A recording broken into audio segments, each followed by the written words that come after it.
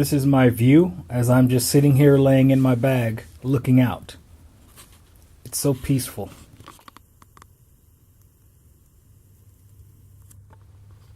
Isn't that beautiful?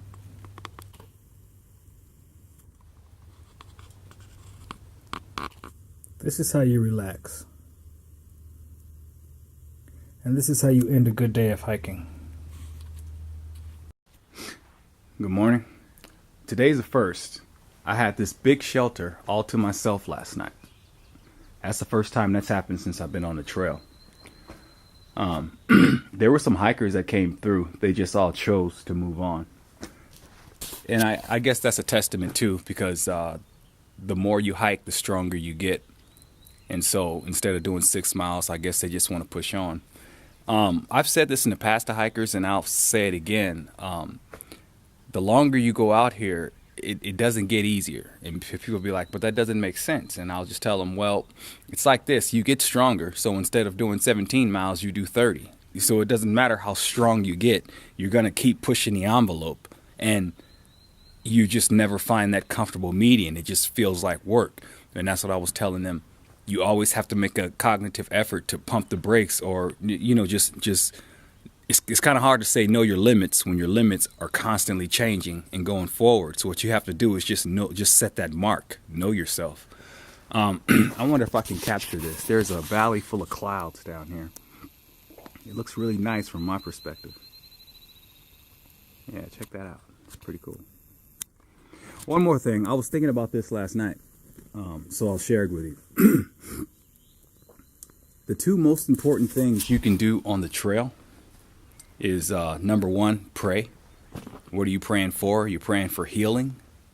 You're praying for understanding as far as clarity goes. And you're praying for let me see, clarity, healing. Oh yeah, and just to be safe, man, because there's too much crap going on out here. I mean, don't get me wrong. It's just you can step on a rock with the raining and all that, and that's just that. Those are just three principal things as far as praying goes. So just off top of your head, clarity as far as understanding, healing, and protection, just safe. And then the second most important thing you can do out here, believe it or not, is drink water.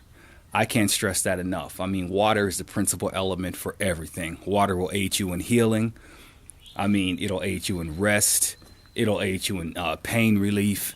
Just to give you an idea, I urinate at least 2.5 liters of water a day, and that's just what I release. Okay, I might take in 2 gallons maybe, but the thing is, and you drink so much, I gotta force myself. So what I'll do is I'll have little lemonade packets or any kind of thing to like flavor the water. And for everything I drink with flavored water, I'll drink a regular water. And I'll tell you something else. I make everything Gatorade. What does that mean? That means if I have a flavor packet of some Kool-Aid, then I'll make the Kool-Aid in my Nalgene, and then I'll take some salt and I'll just shake some salt in there.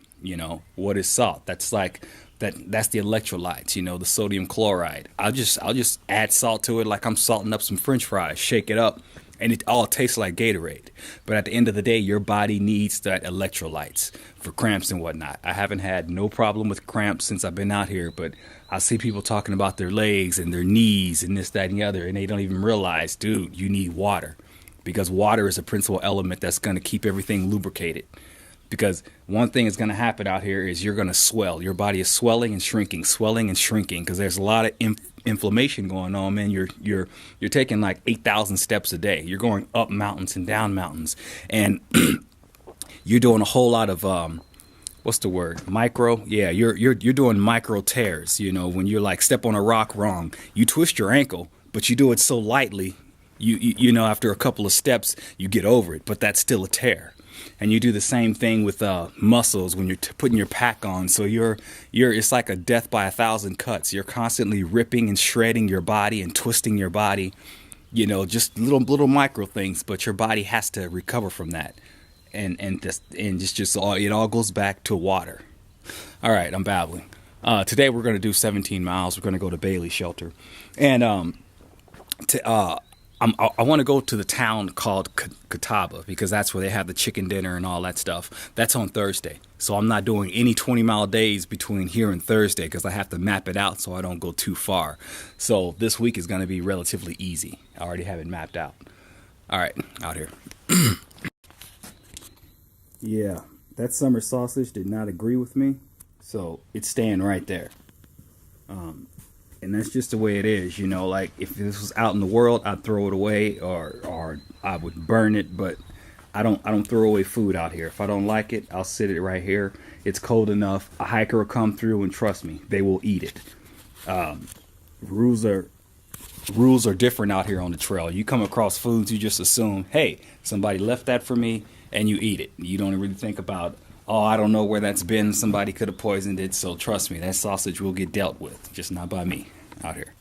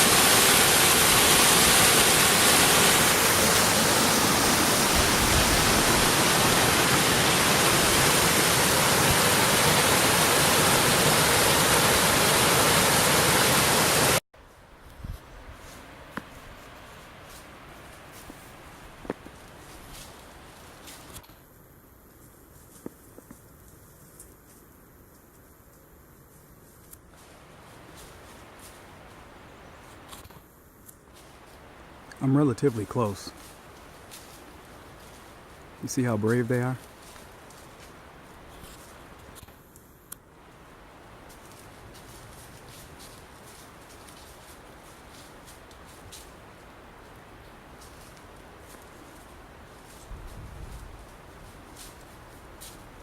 Yeah. This is Pine Swamp Shelter. We'll just call it 13 miles in on a 17-mile hike day. We'll call it Checkpoint Alpha out here. As you can see, this is a nice shelter. This was made in 1980. You got the whole bunk bed thing going on here. The one I'm going to now is going to be, it was made in 1960, so I ain't gonna have much frills. I may end up sleeping in my tent. We'll see what happens.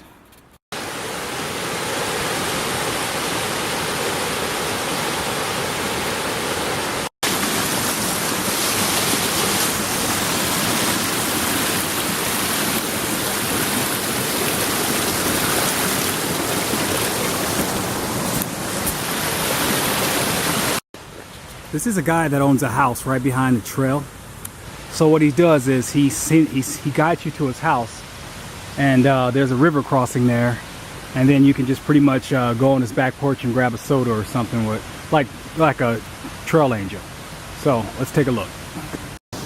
What he did was he set up a zip line across, and you pull what's coming down. It's like a seat, and you sit inside the seat, and you literally pull yourself back across the river to get to his house right there. And in the back of his house, there's a cooler with soda and, you know, chips, who knows. It's worth me going down there and seeing what's around there. And this right here is fun too. So I'll let you see what I come up with when I get back out here. If you go that route, you're definitely gonna need gloves. My hands are worn out pulling across this thing here, but it was fun. And we'll leave it for the next person. It was just sodas. I got one that I'm gonna drink now, and I got one that I'm gonna pack out. But like I said, it was fun, and it was well worth the adventure out here.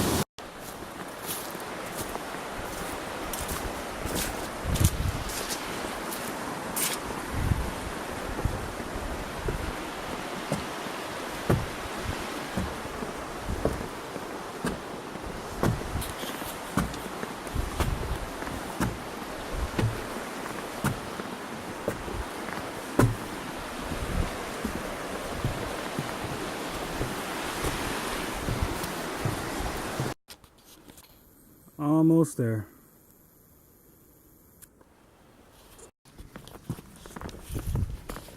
That'll do it. 17 miles. Yeah, this shelter was built in the 60s. And it looks like it.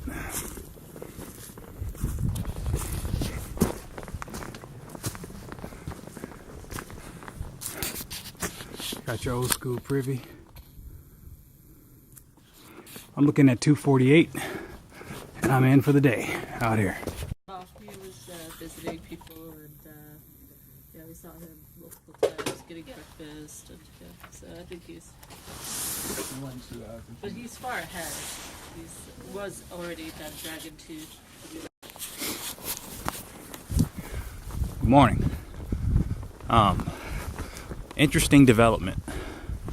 Remember yesterday when I left that summer sausage at the shelter because I said to myself, you know, it just doesn't agree with me. I didn't like it. Well, come to find out, it wasn't the sausage. Because today, this morning, last night, I became ill like last time. So I prayed on it and whatnot. And what happened was when I was in Bland, I went through a hiker's box and I found some dehydrated eggs. And I figure, hey, protein. So I took all my meals and I opened them and I added eggs to all of them. Okay? Long story short, it's the eggs. So what I just did was I dumped all my food. Actually, let me rephrase that. There was a hiker down there, 2 hikers, that ran out of food. And their idea was they need to get to town to resupply. So I woke them up this morning and I said, this food is yours if you want it. It doesn't agree with me. I think it's the eggs, but I'm not going to throw it away. I'll leave that to you. Depends on how desperate you are. I mean, I'm not dead. So I left it to them. Right now, I don't have any food. 4 miles up, there's a road that if you turn east and go for 5 miles, there's a mountain lodge, Pembroke something. Apparently, they filmed scenes from the movie Dirty Dancing at this lodge. It says in the book that the lodge will shuttle hikers to and from the trail. What I'm gonna do is I'm gonna go down there and from that location find a way to get into town so I can resupply and then come back. I'd rather not stay at that lodge. The room started at like $123. So my thing is get picked up, go to town, get dropped off. That's the plan. That's just where we stand right now. So right now my pack is very light because I don't have any food. This was, of course, these are things that are unaccounted for, but at the same time, it's an interesting twist. Not, it's never boring out here. My thing is, for 2 days straight, for 48 hours, I was not getting the sustenance that I need to hike on. I did 17 miles yesterday, but I never felt 100%. I wasn't moving right, and I realized it's because I only ate half a meal because it just wasn't agreeing with me then when I thought it was a sausage. Last night, I couldn't eat the way I wanted to eat because I'm assuming my body was rejecting it as I was eating. So right now, I'm not going to say I'm weak, but I'm not strong, because I eat a lot. And if I haven't been eating a lot, obviously, I don't have the energy to push like I want to push. So it's nothing to me to pull over up here at this 4 miles in and then fix what's going on and probably eat a decent meal so I can get my strength back. So that's where we stand right now. I'll keep you posted out here. There is a lesson in this, I forgot to say. When you come to a hiker's box, unless the food is sealed and is from a manufacturer that you are aware of, then don't mess with it. You get a lot of stuff in there where people do it yourself and then they decide to leave it in the hiker's box for whatever reason, and you don't know why they left it, and then you go and eat it and you figure out, it just doesn't agree with you or whatever. So it's just a word to the wise. If it's, unless it's sealed and you know where it's from, then eat it. If not, just know you're taking a risk. I'll put it that way. I'm not going to say I learned the hard way, but I mean, it looked okay to me, but I won't be doing that again. We'll just say that out here. This is a wall of rock, like a cliff.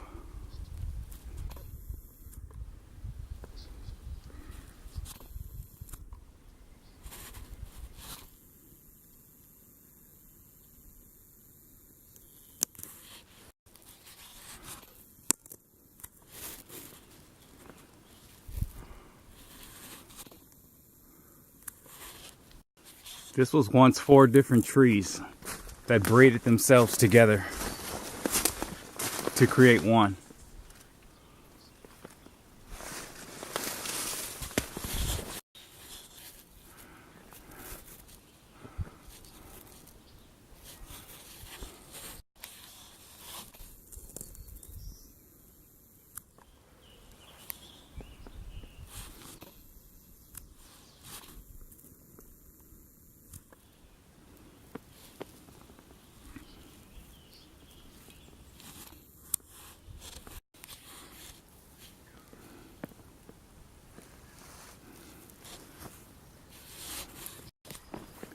All right, here's the deal.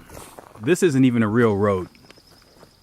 I was gonna hitch into Mountain Lake Lodge, that lodge I was telling you about, because I'm 4 miles in right now, and do whatever I need to do. But I'm not feeling it, so I'm gonna move on.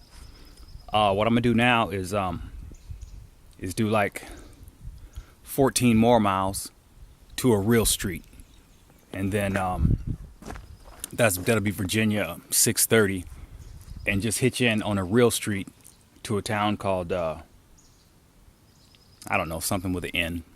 I don't know. I'll let you know when I get there out here. To a town called Newport out here.